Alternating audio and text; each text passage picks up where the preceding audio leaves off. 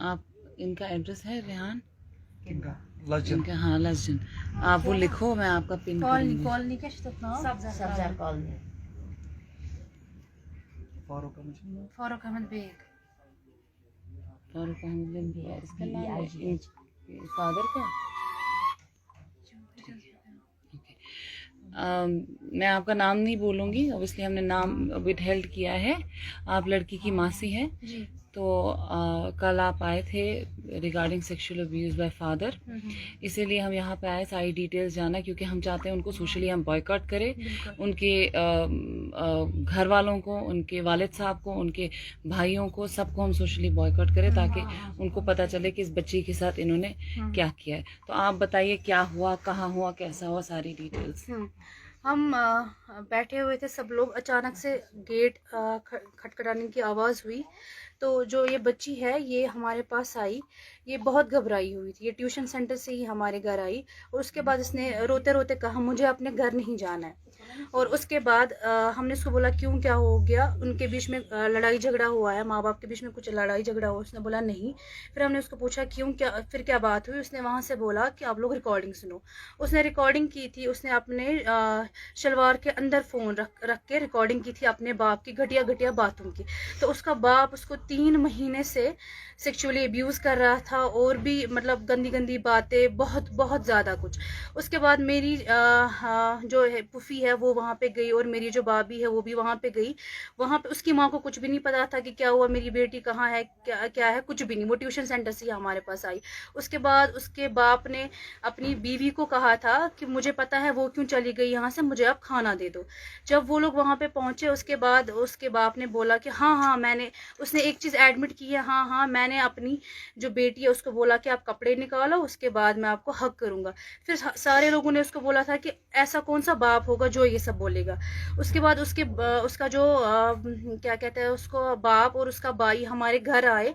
उन्होंने बोला चलो हम उसके खिलाफ FIR काटेंगे। जब हमने नावगांव पुलिस स्टेशन में उसके खिलाफ FIR काटा, उसके बाद उसका बाप भाग गया। वो रामबन पहले भाग गया था, उसके बाद वो वापस आए। फिर उन्होंने उसको नावगांव, नेक्स्ट डे उन्होंने उसको नावगांव के बिहारियों में पकड़ा था। उसके पास चप्पल वगैरह कुछ भी नहीं थी, तब से वो अभी तक बंद ही है।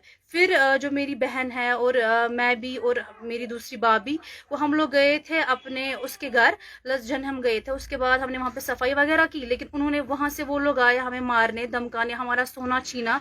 हमारे एक बेटे को उन्होंने बंद किया और मारा पीटा। अभी तक वो अभी जेल में ही है। हमें बस फिर हम आपके पास आए, बिकॉज पुलिस से भी कुछ नहीं होता है। कि वो कहते हैं ना एडमिनिस्ट्रेशन का भी इसमें बहुत बड़ा हाथ है, वो लोग पॉलिटिकली बहुत ज़्यादा स्ट्रांग है। उसके बाद हम लैला मैम के पास आए और एडवोकेट जो अस्मा है उनके पास आए। अभी ये केस हम उन्हीं को दे रहे हैं, अब ये वही लोग देखेंगे। और हम चाहते हैं ये सोशली बाइकआउट, और जब एक बाप को सजा मिलेगी तब सारे बाप इस चीज से डर जाएंगे। ये इनके रियल फादर हैं? जी ये इनके रियल फादर है।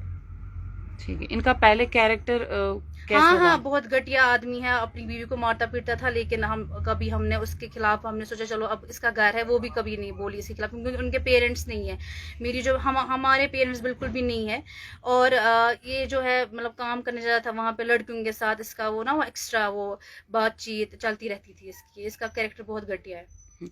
इस वक्त जो बच्ची है जिसके साथ अब्यूज हुआ है, उनके हालात कैसे? हम उनसे मिले हैं, लेकिन उसके बावजूद आप बताइए। वो मेंटली बहुत डिस्टर्ब है, उसको बहुत मतलब वो उसको फ्लैशबैक्स आते हैं और वो बहुत घबराई हुई है, वो बहुत ज्यादा परेशान है। तो आप क्या चाहते हैं उनको? अभी तो FIR नहीं हुआ है, अभी तो वो सिर्फ जेल में है और उनके ऊपर केस भी नहीं हुआ, आपने कोई लॉयर भी हायर नहीं किया। आप क्या सजा चाहते हैं? हम चाहते हैं तो उसको मतलब वो ना सजाई मौत इसकी तो वही होनी चाहिए, बिकॉज ऐसे केस में अगर इंसान छूटेगा तो फिर तो हर एक को, फिर तो आजकल तो फिर भरोसा ही नहीं रहेगा, ना ही भाई पे ना ही बाप पे। और दूसरा सोशली बाइकआउट हो, उनके किसी भी घर वाले के साथ कोई भी बातचीत नहीं होनी चाहिए। बिल्कुल। हम आप उनका एड्रेस, नाम उनका है फारूक अहमद बेग। फारूक अहमद बेग लसजन में वो रहते हैं। बाप का नाम है असदुल्ला बेग, भाई का नाम है मंजूर अहमद बेग और दूसरे का नाम है गुलाम अहमद बेग। बिल्कुल, हम भी यही चाहते हैं कि उनको सोशली हम बॉयकॉट करें। हम उनकी घर की फोटोग्राफ भी डालेंगे, इनफैक्ट जो फादर है उनकी फोटोग्राफ भी डालेंगे सोशल मीडिया पे। और वो कंटिन्यूसली हमारे घर आते रहे हैं इन दिनों कि आप अपनी बेटी को बोलो अपना जो है बयान वो चेंज करो। वो कंटिन्यूसली हमें यही धमकियां दे रहे हैं, वो करेंगे ये करेंगे, प्रॉपर्टी इसके जो इसके बेटे है उसको हम ले जाएंगे, इसको छोड़ देंगे, कुछ भी नहीं। वो सब चीजों से उन्होंने मना कर दिया। पहले वही लोग साथ आए थे एफआईआर के लिए, अभी वो उन्हीं लोगों ने हमारे खिलाफ ही वो उल्टा कर रहे हैं सब कुछ। जो बच्चा है, दूसरा बच्चा है, वो उन्होंने बंद रखा हुआ किया है जी, उन्होंने वो बंद किया है, उसका माइंड वॉश किया है, वो उधर ही बंद है। एक बेटा इसको साथ है और बेटी साथ है, बाकी वो जो दूसरा बेटा है वो 7th क्लास में पढ़ता है, वो उधर ही है अभी।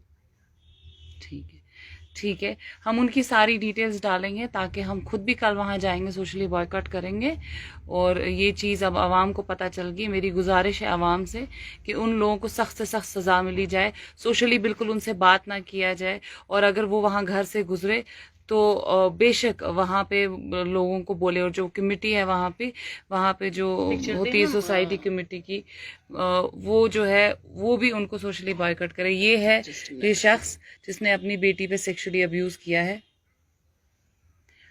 इनका नाम है फारूक अहमद बेग। थोड़ा सा नीचे, तो ही इज द कल्प्रिट। लसजन के हैं ये, और इनके घर वाले ने इनका बेटा बंद किया हुआ है जो अपनी माँ से नहीं मिलने दे रहे हैं। और इनको कल बहुत ज़्यादा मारा है। ये वहाँ गए थे अपने घर वापस अपने बेटे को लेने, लेकिन इनको इनके भाइयों ने, ये जो फारूक अहमद बेग है, इनके भाइयों और बहनों ने बहुत मारा है, घर से निकाला है। उसके खिलाफ भी हम लोग एफआईआर करेंगे।